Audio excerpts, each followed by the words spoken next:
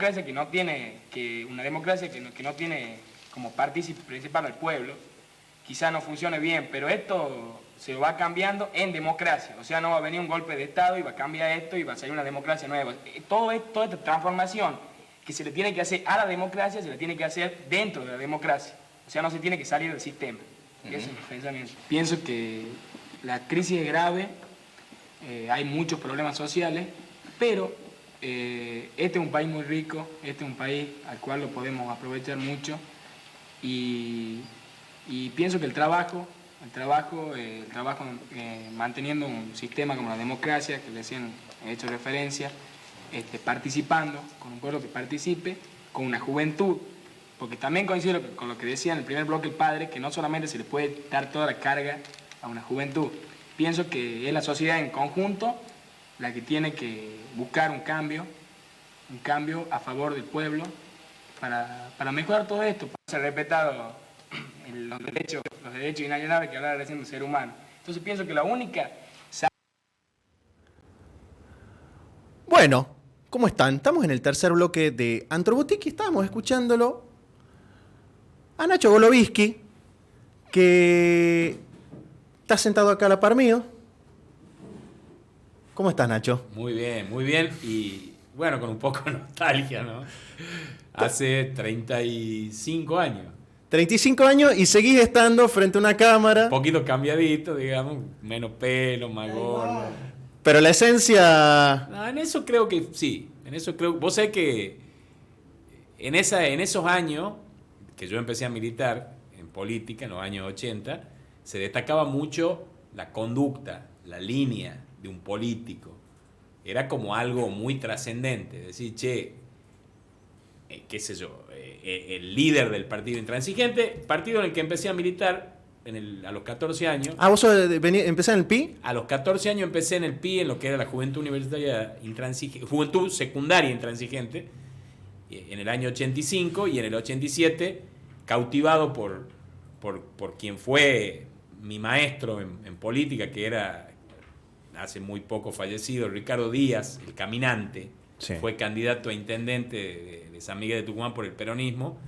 Me incorporé a la militancia en el Movimiento Nacional Justicialista, pero empecé en el PI y ahí se destacaba la conducta de quien era el líder en ese momento del PI, y es el líder histórico, también ya fallecido, el doctor Oscar Allende. Entonces se hablaba de la conducta. Y el peronismo a la vez también tenía una revista que se llamaba Línea, porque se respetaba la cuestión esa, ¿no? Es decir, tiene línea, tiene conducta, y las líneas generalmente eran inalterables, y los políticos resistían a un archivo. Hoy es más difícil conseguir eso, ¿no? O sea, encontrar un político que resista a un archivo, que haya tenido una conducta en su vida pública más o menos poco zigzagueante, para decirlo de alguna manera, no tan zigzagueante, y digo, eran activos en la política de aquellos años. No sé si hoy son activos. A mí me pasa con esto que decís, de que siento que ya como todos, casi todos, no voy a generalizar en extremo, pero casi todos, por ejemplo, los políticos de la escena nacional, saben que tienen archivo. Entonces como que ya en algún punto ni termina importando, ni termina pesando hasta para los mismos electores. Quiero decir, no sé, por tirarte, Sergio Massa, se sabe que hace unos años dijo que los metería preso a los ñoquis de la Cámpora, y sin embargo hoy Massa salió el otro día con Cristina a la par, y parece que no le importa ni a la gente de Cristina, ni a la gente de Massa, y lo mismo podríamos decir, no sé, Patricia Bullrich, que tiene videos de archivo bardeando la Macri de frente. No, y que viene de militar en Montonero. Y que viene... Y hoy es la líder de la extrema derecha. O sea, aquellos que a Cristina Kirchner la llaman yegua, vamos a decir la palabra, puta y montonera, sí. Cuando Cristina Kirchner nunca militó en Montonero, y eso se sabe, viene con militancia cercana a la tendencia del peronismo en los 70, pero se sabe que nunca militó en la organización Montonero. Pero en cambio a Patricia Bullrich, que sí viene de esa organización, no le reprocha a la derecha ese paso público por una organización que ellos detestan, lo de la derecha, ¿no? Entonces, es muy bueno lo que vos estás planteando en el sentido de la realidad de que a la gente hoy pareciera poco importarles esa trayectoria y esa línea. Y volviendo a esa entrevista que me hacían de mi debut televisivo en el programa Ciudadanos en Canal 10 en el año 88, cuando era estudiante del gimnasio universitario, iba a 5º año.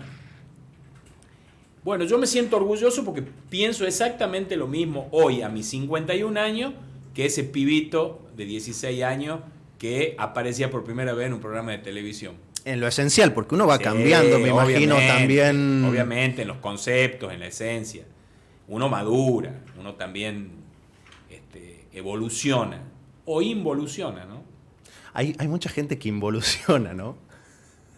Yo, eso se lo dejo, no me gusta ser autorreferencial y menos ponerme a mí como ejemplo, eso lo quiero aclarar. Sencillamente estamos hablando de esto porque lo acabamos de ver y es un video que me gusta mucho, que lo pude recuperar de un archivo personal mío, de mi papá en realidad, y se lo regalé a Canal 10, siendo yo vicepresidente del canal, porque estos videos se habían perdido en Canal 10, había habido un incendio en el año 86, y estos que ya eran posteriores también.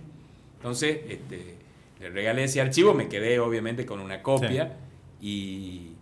Y bueno, digo, sin hablar de mí ni ser autorreferencial, me parece que algunos evolucionan y otros involucionan.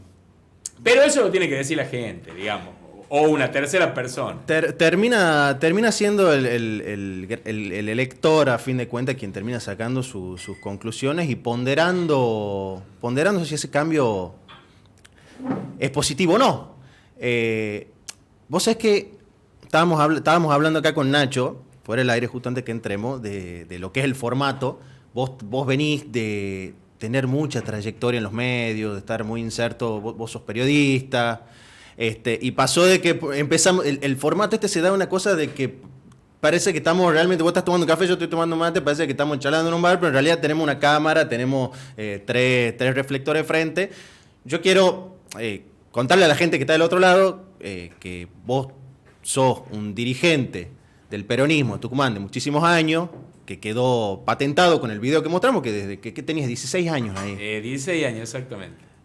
Y hoy está siendo candidato a concejal por San Miguel de Tucumán. Y yo te cuento también, que no tuve la oportunidad no tuvimos mucho tiempo para charlar, que tenemos muchas cosas en común, pues yo también soy egresado del gimnasio universitario. Yo no sé si vos sos paisano o no, yo soy...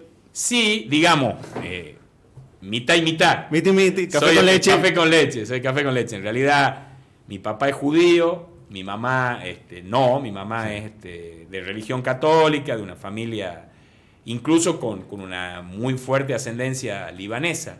No me Tengo digas. una linda mezcla, ¿no? Tengo una linda mezcla. Es un apellido español el de mi mamá, Cuenca, pero su mamá, o sea, mi abuela materna, era apellido Thanos, que es un apellido libanés, que no es ese el apellido, se lo habrán variado en la aduana o en la migración, en lo que era la dirección de migración en ese momento cuando llegaban los inmigrantes en los barcos, pero es un apellido libanés, y me ha tocado ser un orgulloso hijo de la diversidad. ¿Y en esa diversidad tomaste alguna? Mira, a fuerza de ser sincero, tanto a mí como a mis hermanos, mi mamá nos bautizó como católicos desde chiquito. Quizá por venía de un colegio religioso, mi mamá es ex alumna del colegio La Merced, Sí. Tenía una impronta fuerte religiosa, y si bien con mi papá acordaron que sus hijos iban a elegir su religión cuando ellos quieran, o sea, cuando tengan discernimiento, a mí me bautizaron medio escondida. Oh. Sí, porque mi mamá tenía una historia ahí con lo que se hablaba en aquel momento. Creo que ahora ya la religión lo eliminó, la religión católica, que era el limbo. Decía que los niños no bautizados que morían no iban ni al cielo ni al infierno, sino al limbo. Porque no habían limpiado sus pecados, entonces quedaban dando vueltas. Seguía con el pecado original, que te lo borra el bautismo. Sí, pero puede llegar a ser interesante el limbo, ¿no? Que hay ahí. Sí, la curiosidad. Quizás sí. Entonces mi mamá, yo tenía un primo de mi mamá que era un conocido sacerdote de Tucumán, Sí. el padre Miguel Celarayán, un querido pariente y además un hombre muy sabio, un hombre de fe, absolutamente sabio y formado como doctor en Derecho Canónico, párroco histórico de la iglesia de San Roque. Sí. Y bueno, lo llamó mi mamá, vino él a mi casa, vinieron 2 hermanos de mi mamá y fueron los padrinos y me bautizaron en mi casa, a escondida de mi papá. Y en cambio, a mis 2 hermanos, que son más chicos, Sí. ya lo bautizaron en la iglesia y como mi papá creo que había bajado los brazos ya. Se dio por vencido. Sí. Batalla perdida. Sí, Bueno, pero igual, somos minoría. sí, pero a ver, pero te digo la verdad. Me encanta esta historia familiar y de la, digamos, de la diversidad, porque mi papá y mamá se casaron en los años 60, en el 69 exactamente. Quizá no era tan común el tema de los matrimonios mixtos. Eran resistidos por los judíos y por los católicos, digamos. Y en aquel momento, bueno, creo que tuvimos la suerte, toda la familia, de que tanto mis abuelos paternos de religión judía como mis abuelos maternos, que eran de religión católica, y en el caso de mi abuelo, un hombre del campo, ferroviario, jefe de estación de trenes, pero también con una actividad como ladrillero, que tenía una corta de ladrillo, pero un hombre que tenía 5º grado, pero que no tenía ningún tipo de prejuicio, ¿no? Porque, digo, estamos hablando de los años 60, entonces... Otra realidad. Otra realidad, y creo que tuvimos toda suerte como familia de eso, y a mi papá lo adoptaron como un hijo más. Siempre respetando obviamente su religión, sus creencias y fundamentalmente todo lo que era la familia de mi mamá y especialmente toda esa parte de los libaneses, los árabes, que lo adoraban a mi papá, lo tenían como un hermano, como un primo y eso a uno lo emociona, pero además creo que tiene que ver con la historia de la Argentina, tiene que ver con nuestra historia. Sí, porque esta es la historia de la diversidad en la Argentina, la historia... de la tolerancia, de la posibilidad de que todos vivamos en este país, creyendo lo que tengamos que creer. Yo sí creo que tendríamos que ponernos de acuerdo en algunas cosas comunes que tienen que ver con el crecimiento de nuestro país, el avance de nuestro país, pensar en cuestiones que hagan al ser nacional, como decía algún pensador tan importante del pensamiento nacional como Hernández Arregui, Sí. y creer en ese destino común. Digamos, una suerte de unidad en la diversidad. Qué difícil hoy igual en la sociedad posmoderna encontrar esos consensos, ¿no? Donde pensar ese destino, pensar un destino es pensar un futuro. Y en esta sociedad posmoderna tenemos gente que vive en el aquí, digamos, una cultura que nos termina imponiendo una lógica del disfrutar aquí, ahora, del corto plazo. Entonces hace que la tarea de esa búsqueda de destino común sea medio titánica casi, ¿no? Sí, y cuando se habla de grieta y de todo eso, que ojo, la grieta existe, ¿no? Y no la vamos a negar y va a seguir existiendo, no tengo ninguna duda. Pero creo que hay cuestiones comunes en las que nos tenemos que poner de acuerdo como sociedad para avanzar. Una era abrazar el sistema democrático como una forma de vida para siempre. Creo que dentro de todo se cumplió, pero hubo una ruptura, que fue este intento de magnicidio contra Cristina Fernández de Kirchner. Porque hasta ese momento nadie planteaba en la Argentina la eliminación, desde el 83 para acá, por supuesto, ¿no? La eliminación del otro por pensar diferente o por tener una militancia distinta a otra persona. Creo que ahí es como que se rompió ese pacto democrático, o por lo menos se dañó seriamente. Es interesante porque, bueno, Cristina dijo el otro día, teníamos el consenso de no proscripción y no violencia política. Exactamente. Y fíjate que vos nombras el del magnicidio, el caso del intento de magnicidio, y ella y en lo que respecta a la proscripción, ella también me parece que es interesante a la hora de analizar estos consensos, de que cuando en el juicio contra ella, en el que terminan dictando una condena que no está firme, ella dice: yo no voy a ser mascota de nadie, como se llama, hay un programa acá en el Búnker que se llama Mascota de Nadie. No voy a ser mascota de nadie, y yo no voy a ser mascota, digamos, del Poder Judicial, candidateándome para que después digan, no, el peronismo tiene una candidata que está proscripta. Ella también en algún punto ahí está impugnando el sistema. O sea, todo este sistema no está andando tan bien. Porque si yo decido no jugar, me mantengo, digamos, siendo ella la mayor referente política, yo me mantengo al margen, también está impugnando el funcionamiento del sistema democrático. Está señalando, esto no está andando bien, yo no voy a ser parte de esto, pues si yo soy candidata estoy entrando en su juego y yo quiero dejar en evidencia lo que está sucediendo. Sí, y básicamente también porque, y creo que las pruebas están al canto, la Corte Suprema de Justicia de la Nación, que de justicia, entre comillas, digamos, ha demostrado, por ahí es un tema más profundo para entrar, pero digo, en esto ha demostrado que no tiene ningún límite. Tenemos tiempo, ¿no? Bueno. Yo sé que yo sé que te hacen entrevistas que de 20 minutos, 15 minutos. Acá bueno, tenemos... Yo para no escaparme de la pregunta o irme por la rama, que soy especialista en irme por la rama, ¿no? Tranquilo. Terminamos hablando de fútbol después, pero digo, coincido con vos.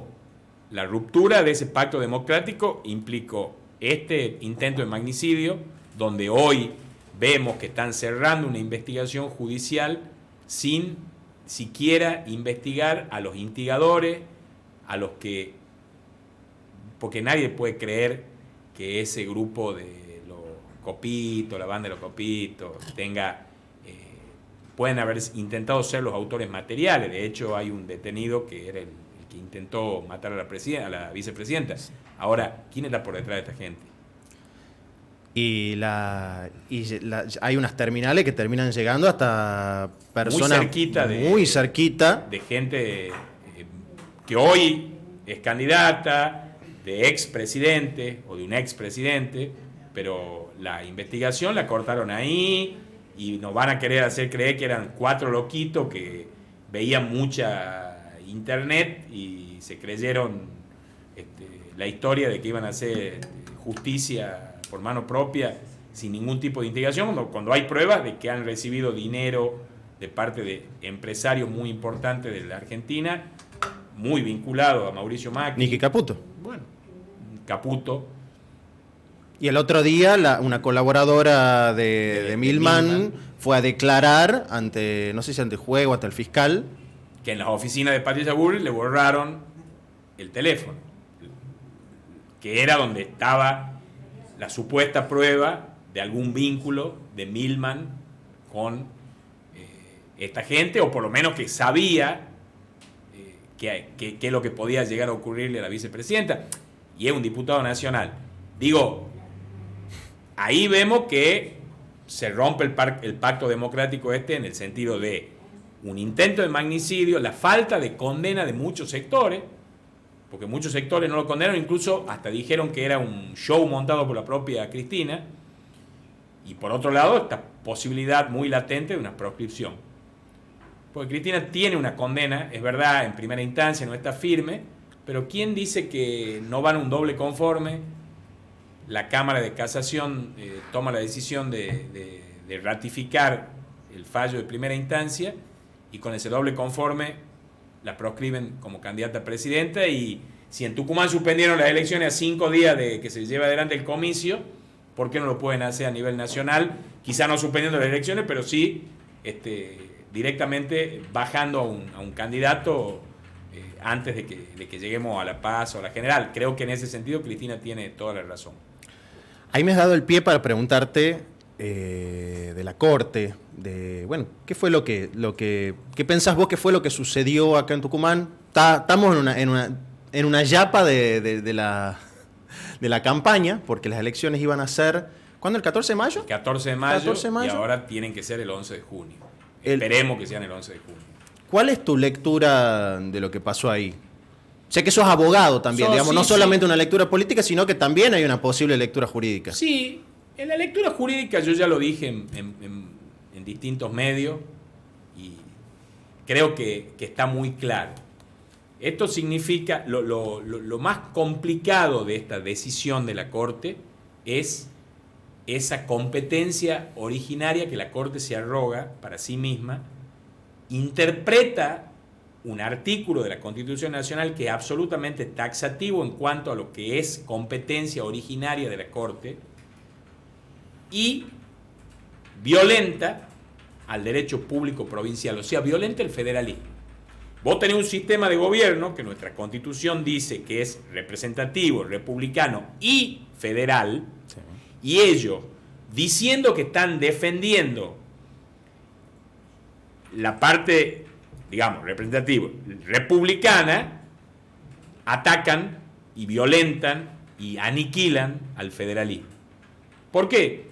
Porque vos acá tenés un sistema representativo republicano y federal, y lo federal, para explicarlo en términos más coloquiales, tiene que ver con sistemas repartidos. O sea, vos tenés un poder ejecutivo nacional y poderes ejecutivos en cada provincia. Tenés un Congreso Nacional con 2 cámaras y tenés parlamentos provinciales, algunos unicamerales, otros bicamerales. Y también tenés una justicia nacional, federal, y una justicia o justicias provinciales. Ahora, si vos vas a atacar directamente el derecho público provincial, hablando de una supuesta gravedad institucional, que es un término absolutamente vago y muchas veces siempre difícil de comprobar fácticamente, directamente violentás ese derecho público provincial, te arrogás una competencia originaria, tomás un caso que ya está resuelto por la justicia de una provincia y todavía no está resuelto el fondo, ¿no? Bueno, lo terminaron declarando abstracto. No, la cautelar. La cautelar es lo que quedó abstracto, por ende fue levantada y por lo tanto el gobierno de la provincia pudo llamar nuevamente elecciones. Porque acá lo que hizo la Corte fue... Pero al bajarse Mansur no hay una ausencia de caso. Si no hay tomamos nada para el resolver. caso de Santiago, de Zamora, que fue el primer caso donde la Corte hasta el 2013, todas estas cuestiones eran derecho público provincial. No se metía, porque así lo dice la Constitución Nacional, no porque la Corte quiera o no quiera. De pronto en el 2013 vieron, entre comillas, que peligraba el sistema republicano en Santiago del Estero cuando Zamora pretendía ser reelecto y reclamaron y tomaron para sí la competencia originaria de esto y también plantearon la suspensión de una elección, igual que en Tucumán, con una medida cautelar. Zamora también renunció, como renunció Mansur. Se cambió el candidato, fue su esposa, la actual senadora Ledesma Abdala, y sin embargo ellos se tomaron el tiempo para resolver el fondo de la cuestión. O sea, no quedaron en la abstracción del caso ante la renuncia de quien era el causante, claro, de este supuesto fin del republicanismo en claro. Santiago del Estero. Y escucha, Nacho, hay otro planteo que está también para resolverse en la Corte, que también lo hizo Germán Alfaro, si no me equivoco, respecto de el plazo, La fecha en la que está haciendo las elecciones, que lo que plantea, resumiendo de lo que tengo entendido, corregime si me equivoco, que Alfaro lo que dice, la Constitución dice que las elecciones tienen que ser a 60 días del cambio de mando, y él plantea que deberían ser en agosto, y no ahora en junio. Eso sí, también está en la Corte. Está en la Corte y la verdad que... ¿Vos decís que hay chance de que se volviese? No tendría que haber chance. Porque en el caso inclusive de lo que es la fecha de elecciones, la Cámara Contencioso Administrativa declaró la inaplicabilidad, en realidad aniquiló, fulminó los artículos de la Constitución Provincial donde el gobierno del Poder Ejecutivo debía convocar elecciones 60 días antes del final del mandato. Eso habilitó para que en 2019 las elecciones se hagan un 9 de junio, si no me equivoco, fueron en 2019. ¿Vos te acordás mejor? Sí, que yo, 9 de seguro. junio, si no me equivoco, fueron en junio. O sea que habilitó al Ejecutivo para que pueda convocar elecciones Sí. en otro plazo que no sea estrictamente esos 60 días antes de el fin del gobierno, el cambio de mando. Bien, o sea que tenemos una corte de... Una decisión de una justicia provincial donde también podía, porque hay que decir algo también que no estamos teniendo en cuenta. Si la Corte es el último intérprete de la Constitución Nacional y de las constituciones provinciales, la Corte Suprema de Justicia de la Nación, pero cuando esa competencia llega derivada, o sea, llega por un recurso federal, que es la Ley 48, el artículo 14, donde vos podés plantear el recurso federal y si te lo deniegan, tenés queja por recurso federal denegado. Podés llegar igual a la Corte Suprema de Justicia de la Nación, pero con la competencia derivada, que es lo que corresponde. No con esa competencia originaria. No sé si soy claro, por ahí No, estoy sí, usando yo, algún yo, tecnicismo. yo soy colega tuyo, entonces capaz Bueno, vos me nosotros entendés estamos bien, entendiendo. pero por ahí hay gente que... Digo, llega por la vía de la apelación, o sea, por una competencia derivada, no Sí. la originaria esa que se arroga la Corte y que realmente no tiene ningún tipo de amparo en la letra fría de la Constitución, que es absolutamente taxativa. Quiero hacerte una pregunta que me parece interesante para quien no sabe, porque vos, digamos, Germán Alfaro demanda a la provincia. Sí, claro. No, para alguien desprevenido, por ahí lee el artículo. Viste que hay gente que no le esquiva, que no le tiene miedo, que no es abogada como nosotros dos, y dice, a ver, voy a curiosear, y llega al artículo 117, 116 de la Constitución Nacional, y dice que la Corte tendrá competencia originaria cuando el demandado sea la provincia. Conflicto entre dos provincias. Eso sería una competencia originaria de la Corte, que sea Claro. una demanda entre Tucumán y Santiago del Estero, supongamos. Claro, no, pero no cuando un particular demanda... No, por supuesto que no, Claro. eso se resuelve en la justicia provincial, el derecho público provincial, ya lo ha resuelto la justicia provincial, y podría llegar a la Corte Nacional como último intérprete, pero siempre con esa competencia derivada. Claro. Después de que pase con todos los pasitos desde abajo para arriba. Que no son tantos, ¿no? Porque tenían que haber ido a la Corte Suprema de Justicia de la provincia, que no lo hicieron. Sí. Directamente, en los años 90 se hablaba del famoso per saltum, Sí. que es cuando la Corte del menemismo Sí. tomó una causa que no estaba en su esfera, la sacó de la instancia inferior y la tomó por propio y decidió. Obviamente a favor del gobierno en aquel momento, y se hablaba de lo que era la Corte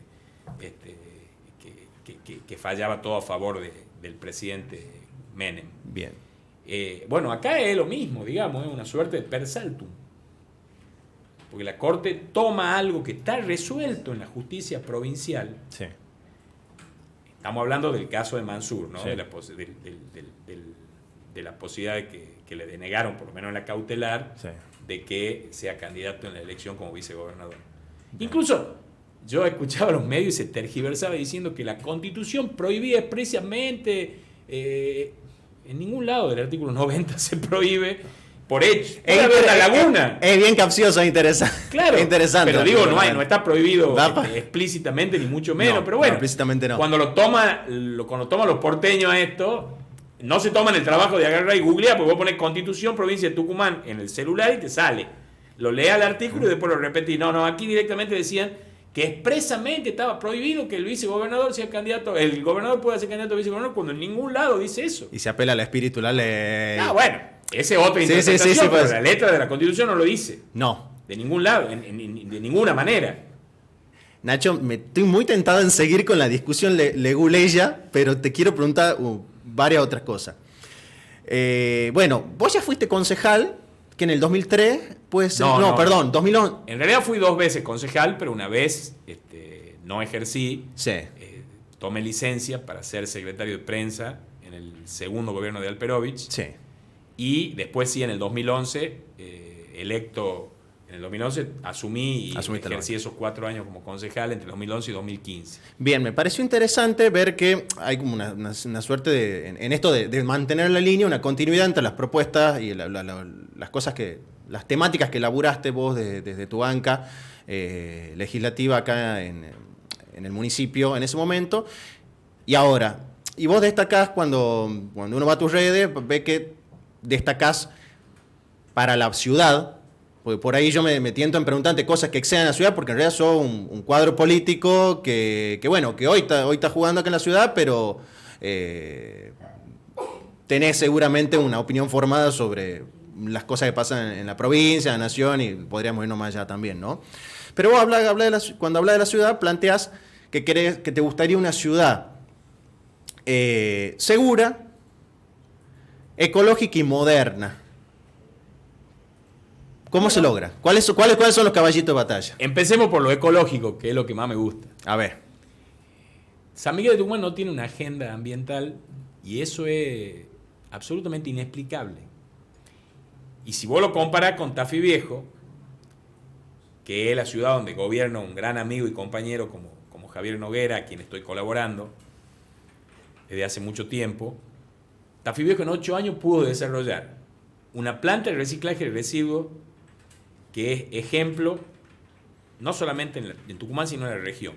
Viene de todos lados de la región a ver la planta de reciclaje de Tafí Viejo. Ha podido constituir ecopuntos o puntos verdes en los 4 puntos cardinales de la ciudad de Tafí Viejo. ¿Qué sería un ecopunto? Para quien no tiene idea. Un lugar donde vos, vecino de Tafí Viejo en este caso, o de Capital, porque yo, por ejemplo, no vivo en Tafí Viejo, pero voy al ecopunto o al punto verde de Loma de Tafí, sí. Dejo todo lo que es reciclable, plástico, vidrio, cartón, papel, o sea, todo lo inorgánico. Inclusive, también podés dejar el aceite que usás en tu casa. Ajá. El aceite ese que usás para fritar o freír las milanesas, cuando ya no se puede usarlo más, lo podés llevar a ese punto verde.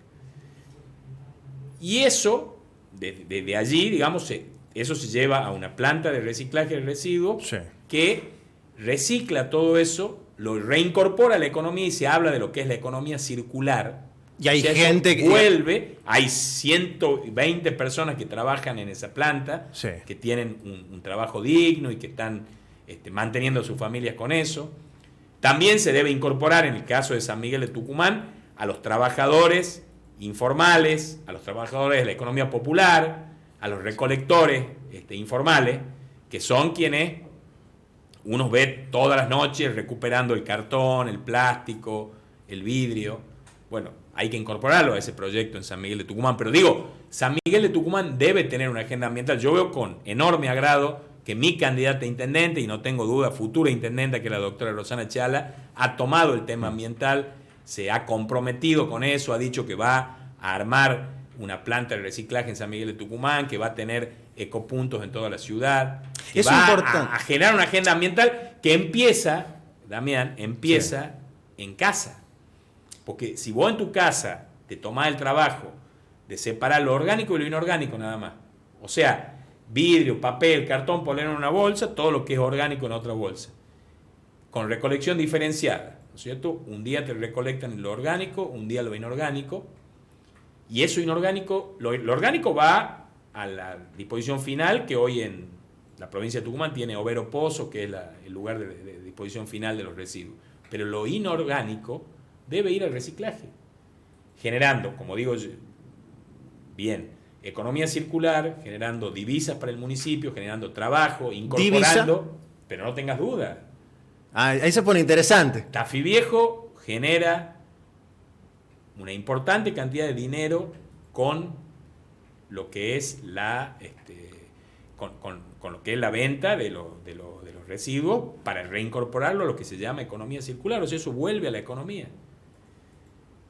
No se entierra. O sea, no es algo, porque hoy viste que está dentro del auge de la derecha, están quienes niegan el cambio climático, etcétera. Sí, bueno, los terraplanistas. Los terraplanistas, o sea, esto no es algo cosmético. No es genera una diferencia a mediano plazo, obviamente no de un día para el otro, pero genera una diferencia palpable en nuestro medio ambiente, aunque sea urbano. Pero por supuesto, esto es la vida o la muerte. Y lo digo así porque esto es, o salvamos el planeta y pensamos en nuestros hijos, nietos, bisnietos, Sí. o seguimos destruyéndolo. Y reitero, lo más paradigmático de esto es que San Miguel de Tucumán, la ciudad más importante del área metropolitana. Y debemos hablar ya no como ciudades, sino como área metropolitana. Sí. Porque ese es el concepto moderno de los gobiernos locales, Sí. donde hay que pensar incluso en el futuro en una autoridad de un área metropolitana. Un área metropolitana de Tucumán que tiene más de 1 millón de habitantes, 1.200.000 habitantes, sumando Van del Río Salí, Yerbabuena, Tafí Viejo. Es el quinto polo urbano del Catalita, país. Alderete, por supuesto. Y digo, en esa visión de área metropolitana, la ciudad más importante de toda, que es la capital, que Sí. tendría que liderar todos los procesos, no lo hace. Está por atrás. Y después cuando hablemos de seguridad también vamos a ver exactamente lo mismo.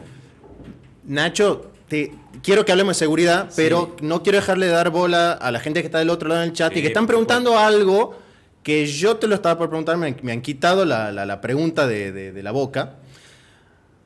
Acá nos dice Marnina123, dice, ¿qué opina Nacho sobre los ingenios tucumanos y la contaminación en el aire en Tucumán?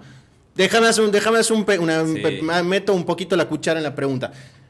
Si bien capaz que algo que excede los límites municipales nos afecta, digamos, yo como ciudadano de Tucumán o del Gran San Miguel de Tucumán, nos vemos afectados por un montón de desechos que están en el aire y que no solamente son invisibles, sino que ya es una cosa tan burda que terminamos teniendo lluvia negra. Digo, por ahí nosotros, yo crecí en Tucumán, soy tucumano y por ahí lo tenemos naturalizado, pero viene alguien de afuera y ve el hollín, que es el residuo de los ingenios, para quienes no son de Tucumán, y es una cosa fuerte, porque lo vemos, pero cuando no lo vemos lo respiramos. O sea, mi pregunta es, ¿por qué eso sigue sucediendo si sabemos lo malo que es y cómo afecta la salud de todo el tucumano y que eso termina siendo también recargando el sistema público de salud por afecciones al sistema respiratorio? Digamos, todo también una derivación, una cascada de consecuencias.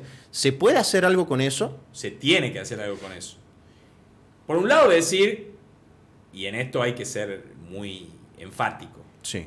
yo soy un gran defensor de nuestra industria madre, que es la industria azucarera. Sí. También podemos hablar después de lo que fue el cierre de los ingenios, que fue ese golpe terrible que nos dieron a los tucumanos, ese mazazo en la cabeza que nos dieron a los tucumanos en el año 1966, cuando cerraron Sí. el 30% de nuestra capacidad instalada de ingenio, que nos condenaron al exilio a más de 300.000 tucumanos, y que fue un golpe del cual todavía no nos podemos recuperar. Pero eso es otra historia que me parece muy interesante y que la tenemos que asumir. Y cuando recién hablábamos de los grandes acuerdos o de los consensos, bueno, ese es uno de los consensos al que debemos llevar todos los tucumanos, que es una reparación histórica del daño que nos produjeron a los tucumanos en 1966 del industricidio de Onganía contra la provincia de Tucumán, contra la industria azucarera, que nos generó un daño del cual todavía no nos podemos recuperar, que tiene consecuencias, enormes consecuencias económicas, sociales y fundamentalmente culturales. Pero ese lo dejemos un costadito. Sí. Ahora,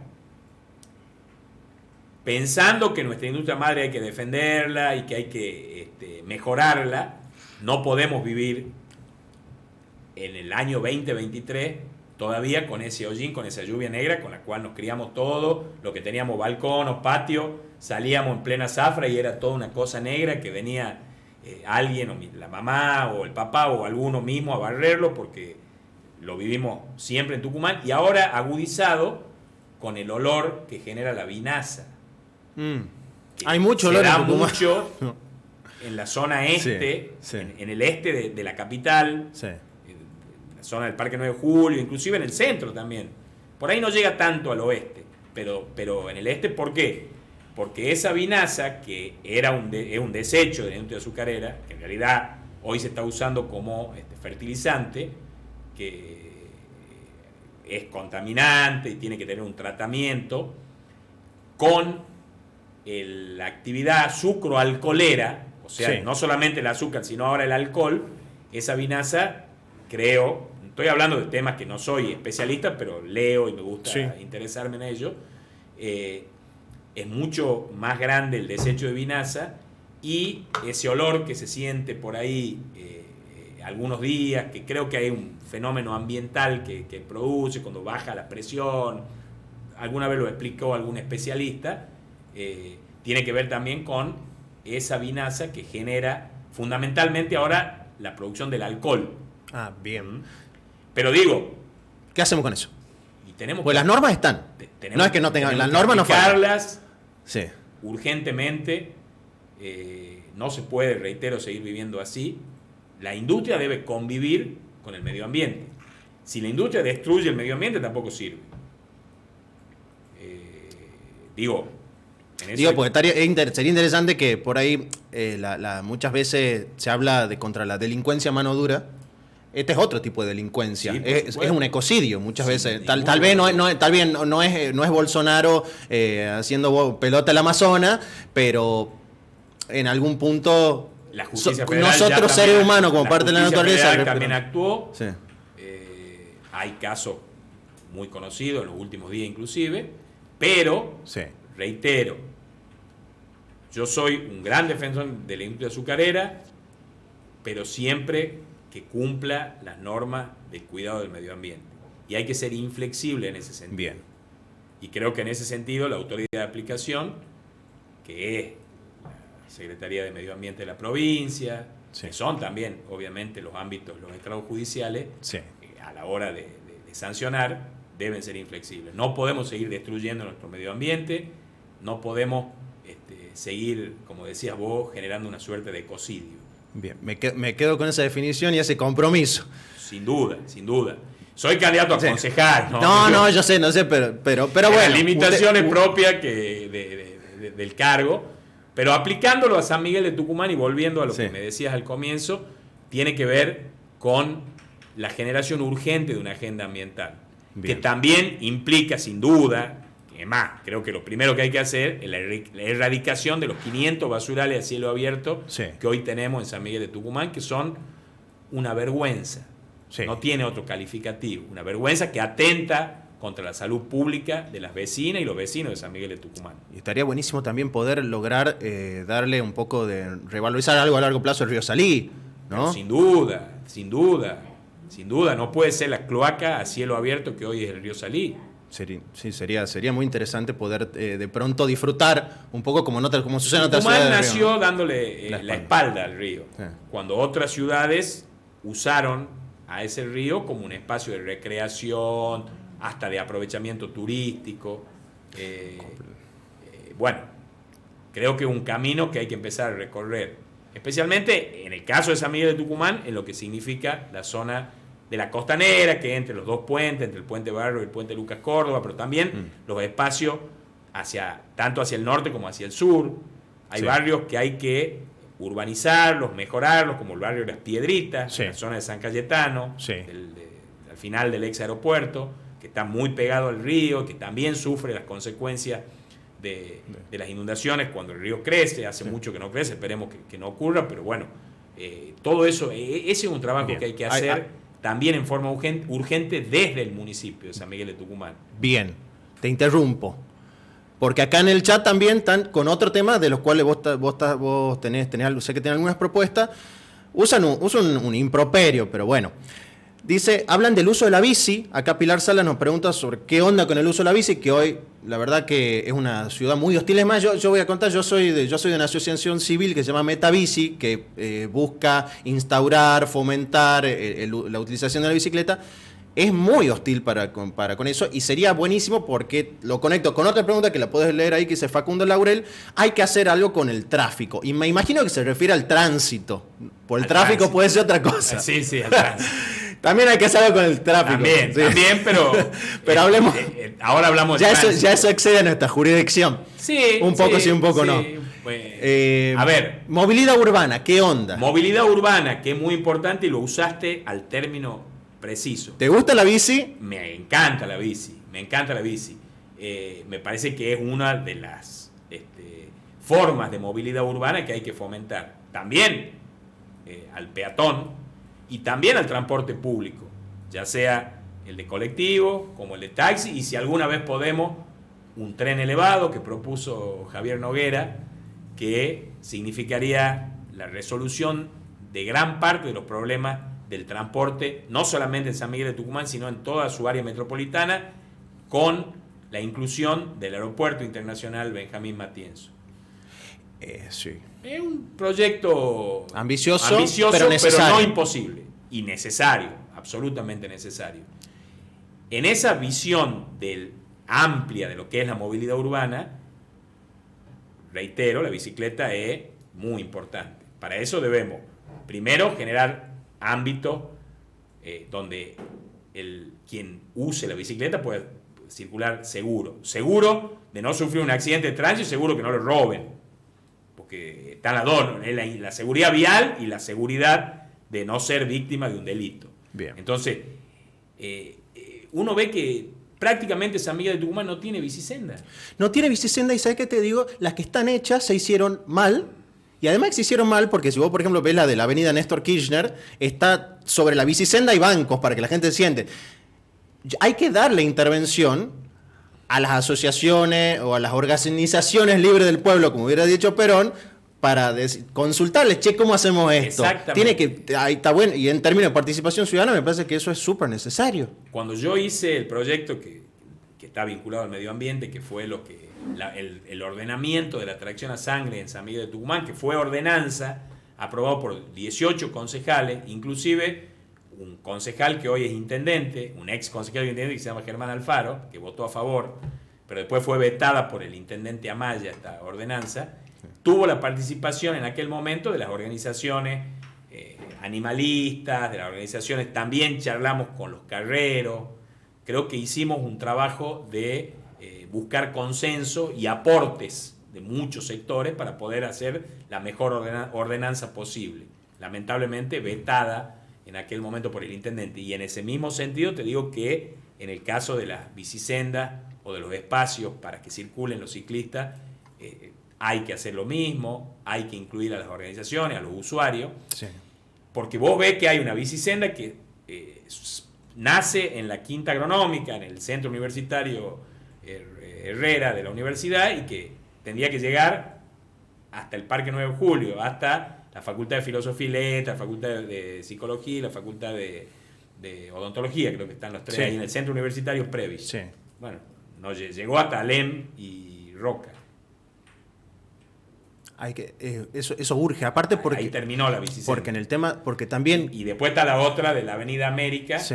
que va desde América y Belgrano y ni siquiera llega hasta el final de América, o sea, hasta la zona de Loma de Tafí. Termina siendo un paseo, no es algo para quien se quiere transportar en bici. No, por supuesto que no. Porque no hay un circuito. No hay ningún circuito. Tafí Viejo hoy, con la reforma de la Avenida Alem, ha generado toda una bicisenda por lo que era el cantero central, que además conecta con la hostería Atahualpa Yupanqui. Hay que hacer esa subidita, ¿no? Sí. En la bici. Hay que estar bien preparado. Hay que estar entrenado. Pero hay gente que la hace, que la usa. Sí. Y además es un proceso que no empieza de un día para el otro, Damián. O sea, no es que vos haces la bicisenda y de pronto se lanzan 5.000 ciclistas. No. La gente de a poco se va acostumbrando. En Yerba Buena, y en eso hay que destacar, fue una buena iniciativa del intendente Campero, porque si bien no tenemos muchas diferencias, estamos en espacios políticos distintos, pero hay que destacar la buena iniciativa que va a ir de a poco generando usuarios. Y campañas, obviamente, de concientización, educación. La gente se sienta vial. absolutamente segura de circular por esa bicisenda. Reitero, sin peligro a un accidente de tránsito, sin peligro que te roben, seguramente eso va a ir creciendo. Y en Tucumán debe pasar lo mismo. Y debemos buscar la multimodalidad, donde vos te bajes de un colectivo y te subas a una bicicleta, donde vos te bajes de un taxi y te podás subir a una bicicleta, o podás hacer largos tramos como peatón por veredas que estén en condiciones, donde también haya seguridad para que no te roben. Entonces, digo, es todo un concepto la movilidad urbana, pero que tiene que ver con el derecho a la ciudad. Derecho a la ciudad. es un derecho... Es un concepto... Sí, de derecho de lo que se llama, ¿no?, de Sí. tercera generación Sí. o de segunda generación, de acuerdo a cómo lo vea, pero que tienen que ver con conceptos absolutamente modernos de los ciudadanos en su ámbito, que es la ciudad, que es donde viven, donde desarrollan su actividad, a la que deben disfrutar y no sufrir. Exactamente, por favor, empecemos a disfrutar de la ciudad. Los tucumanos queremos disfrutar de la ciudad, queremos disfrutar del espacio público, que es muy hostil. Perdón, yo me sonreía porque la cámara no me estaba enfocando, pero cuando hablamos de esto, el transporte multimodal, me remitió Horacio Rodríguez Larreta cuando quiso implementar el subte Metrocleta. Era gracioso, pero tenía su sentido, convengamos, ¿no? A ver, nosotros tenemos que pensar en el transporte público de pasajeros, que está dentro de este concepto de movilidad urbana, Sí. En un cambio de paradigma. Hoy el transporte público de pasajeros en San Miguel de Tucumán, primero, tiene un fin absolutamente comercial. Acá hay muchas líneas que van casi por los mismos recorridos. Todas pasan por el centro. A ver si le decía a alguno de los empresarios de transporte, che, tu línea de transporte ya no va a pasar más por la Monteagudo, va a pasar por el parque, por la avenida Soldati, a ver el quilombo, vamos a usar un término vulgar que se arma. Acá se permite. Bueno, acá se permite, entonces lo vamos a decir, a ver el quilombo que te van a hacer. Porque es un concepto no de un servicio público, sino un concepto absolutamente comercial. La lógica del transporte público en San Miguel de Tucumán es comercial. Hay empresarios que quieren ganar plata y no está mal que eso sea así, pero subalternizando la plata por sobre el servicio público. Y eso no debe ser así. Bien. Y encima un servicio público que no se presta en las condiciones que deben darse. Creo que cualquier usuario del transporte público en Tucumán va a decir esto, no estoy descubriendo nada. Pero hay que cambiar la lógica, Damián. Y la lógica también desde la visión de cómo está organizado. Hoy un servicio público radial. Las líneas van a los barrios, entran al centro, salen a otro barrio. Cuando lo moderno, Sí. no en ciudades de Europa, no estamos hablando de ciudades como Curitiba, Sí. Brasil, tercermundista igual que nosotros, pero con un concepto de transporte público moderno y aplicado desde hace más de 50 años, con las famosas troncales, Sí. donde vos te movés rápidamente de sur a norte, de este a oeste por troncales, y tenés líneas que son barriales, para decirlo de alguna manera, con conexiones, con paradas que son pequeñas estaciones, que tienen aire acondicionado, que la gente está cómoda, que puede conectar pagando el mismo boleto, sin tener como el subte, digamos. No estamos planteando, no es lujo, es una necesidad. O si querés en Buenos Aires, algo más o menos parecido, que es el Metrobús. Lo tenemos que aplicar en San Miguel de Tucumán. Tenemos que aplicar ese cambio de paradigma. Primero que sea un servicio público. Bien. Y lo comercial, que venga por detrás. Si hay empresarios como Sí. intermediarios. Pero primero con el concepto de servicio público por encima de todo. Bien. Y por otro lado, el cambio de paradigma en el sentido de el concepto de que tiene que dejar de ser radial y convertirse en, por lo menos en un proceso, ir pasando a lo que son las troncales.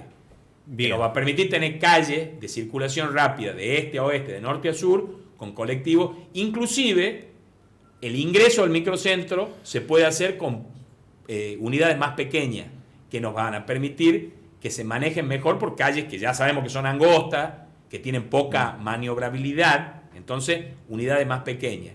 Con estaciones de transferencia multimodales, donde vos te podás bajar también y tomar tu bicicleta. O incluso caminar, reitero, Sí.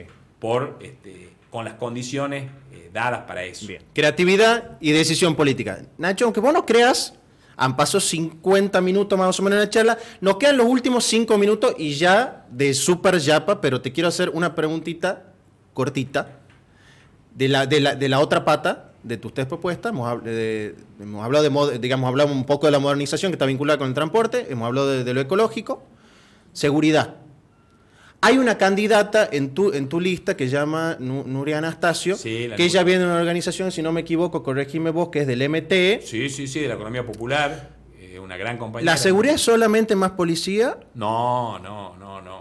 Porque el MTE y digamos incluso la línea de Juan Grabois también plantea de que hay que laburar con lo que viene digamos, después de las personas que han pasado por un proceso penal y que están en la cárcel, ¿cómo las incluimos al mercado de trabajo? No, bueno, eso está fuera de discusión. Quien pasó por un proceso, cumplió su pena, debe reinsertarse a la sociedad. Para eso están las cárceles, lo dice la Constitución Nacional. Las cárceles de la nación serán sanas y limpias, para reeducación y no para castigo de los allí alojados. O sea, es un precepto constitucional, ¿no? Y no de la Constitución del 94, viene de la Constitución de 1853, tomada de las bases de nuestro comprovinciano ilustre como Juan Bautista Alberdi. A ver, ¿qué es lo que quiero decir con esto? Estoy convencido que no es solamente poner más policías. Sí creo que los gobiernos locales, ya no hablemos del gobierno municipal, los gobiernos locales, como se denominan hoy a los gobiernos municipales, ya no son eso de hace 70 años atrás, que el intendente se encargaba del alumbrado, el barrido y la limpieza, el ABL. Hoy, todo lo que pasa en una ciudad es responsabilidad de un intendente.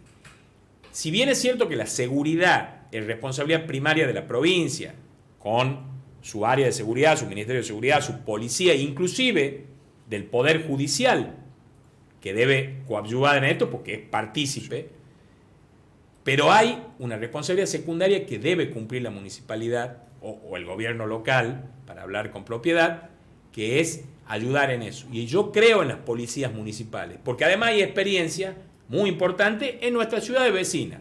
Tafí Viejo, la banda del Río Salí con sus vigías que trabajan muy bien, la propia Yerbabuena, para hablar de un intendente que no es del palo, que también tiene una policía municipal. Sin embargo, San Miguel de Tucumán tiene una patrulla que cuida los espacios verdes. Para eso está, por la propia creación. Necesitamos un poquito más. Nosotros necesitamos un poquito más. Necesitamos una policía municipal que acompañe a la policía de la provincia y que mejore los parámetros de seguridad de nuestra ciudad, que son decididamente malos. No nos sentimos seguros en San Miguel de Tucumán. Creo que tampoco estoy descubriendo nada con esto y cualquier vecino o vecina te lo va a decir. Entonces, es necesario crear una policía municipal, y también en ese concepto que vos me decías de Nuria, que reitero, una gran compañera, candidata a concejal en la lista que integro con Ernesto Nagle, en la lista oficial 830, no lo hemos dicho, pero bueno, pasamos el chivo de paso, y con Pablo Yedlin y Gabriel Yedlin como primeros candidatos a legisladores. Pero digo, también hay que trabajar en una suerte de avance de la ciudadanía en los espacios públicos, de ocupar los espacios públicos. Cuando avanza la ciudadanía, retrocede la delincuencia. Eso es casi matemático. Donde el gobierno municipal hace un espacio público, lo mejora, lo ilumina, lo cuida, en el acto la delincuencia se corre. Los malos hábitos se corren. Entonces, pensemos también en eso. Pensemos en un gobierno municipal que con una policía municipal y con políticas muy claras y precisas pueda acompañar en lo que es urgente, que es mejorar los parámetros de seguridad de nuestra ciudad. Bien. ¿Me compras la idea de que a los muchachos que salen de la cárcel y que nadie los quiere tomar para laburar, los pongamos a laburar en reciclado? Pero sin ningún lugar a duda. Y enganchamos ambas patas. Sin ninguna duda. ¿Me compras la propuesta? Te la compro ya, y te digo, lo charlamos mucho con Nuria, lo charlamos mucho con Mary Anastasio, que es su mamá y que es otra gran compañera, que es necesario sumar en esta cuestión del medio ambiente, del reciclaje, a los trabajadores de la economía popular, que son fundamentales para poder generar una política ambiental, una agenda ambiental exitosa en San Miguel de Tucumán. Cerramos con este compromiso. Absolutamente. Me gustó que me tomé la propuesta. Te la tomo. Nacho, tenemos mucho tiempo, más tiempo que generalmente me parece tener para nota, pero no deja de haber tiempo, desgraciadamente. Muchísimas gracias por haber pasado por acá, por el Búnker, por Antro Boutique, que es mi programa. Un lunes, me parece que le hemos puesto un poquito de onda el lunes. Y bueno, ojalá podamos volver a charlar porque me quedan varios temas en el tintero. Bueno, yo te agradezco mucho. Ahora lo hago público, recién lo felicité fuera de cámara. Es un hermoso espacio. Para mí un medio de comunicación, ustedes le dirán redes sociales, pero para mí es un medio de comunicación participativo, con jóvenes, moderno, que tiene que ver con también las necesidades actuales y con la tecnología que debe ser siempre una amiga de esa necesidad y la debemos usar para poder comunicar, para poder llegar a la gente. Así que yo feliz de estar acá y a disposición para cuando ustedes quieran. Bueno, viniendo de vos que tenés mucho rodaje en los medios, un halago. Muchas gracias, Nacho. Muchas gracias a quienes estuvieron del otro lado, ahí chateando, haciendo su aporte, preguntando. Gracias a Fausto que estuvo en la operación, a Guito que estuvo ahí, que es la luz del estudio, siempre lo digo, no lo voy a dejar de decir, que toma las notas, que hace las historias, todo. Y muchas gracias a nuestro productor de piso, Martín, que siempre está ahí chequeando que esté todo en orden. Esto fue Antro Boutique. Nos vemos el lunes que viene. Muchas gracias por haber estado y sigan al Búnker, sigan todo el contenido que estamos haciendo, que es un montonazo. Abrazo.